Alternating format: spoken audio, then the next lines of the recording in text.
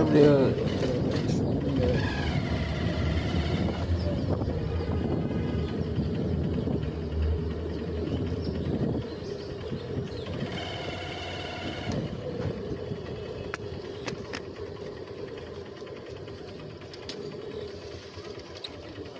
দেখি জমির এরিয়া না, হাউজিং। আচ্ছা আচ্ছা, ভিতরে যাওয়া যাবে? জমি কিনলে তো ঠিকই যাইতে দিতেন। তাই নেই,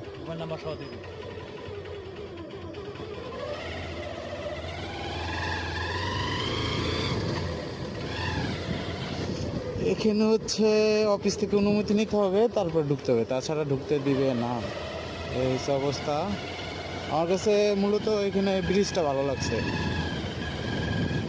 এখানকার জমিটা এত ভালো লাগে নাই, কারণ হচ্ছে ঢাকা থেকে অনেক দূর।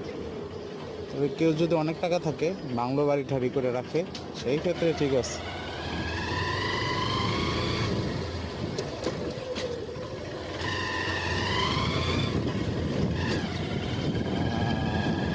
পরিবেশটা খুব ভালো, একটা গ্রামীণ একটা ভাইবেট আসতেছে। গ্রামের যে একটা ফ্লেভার, এই ফ্লেভারটা পাওয়া যাইতেছে এখানে আসার পরে ঢাকা থেকে। তো সুযোগ পেলে আমার এইরকম জায়গায় আসতে ভালোই লাগে।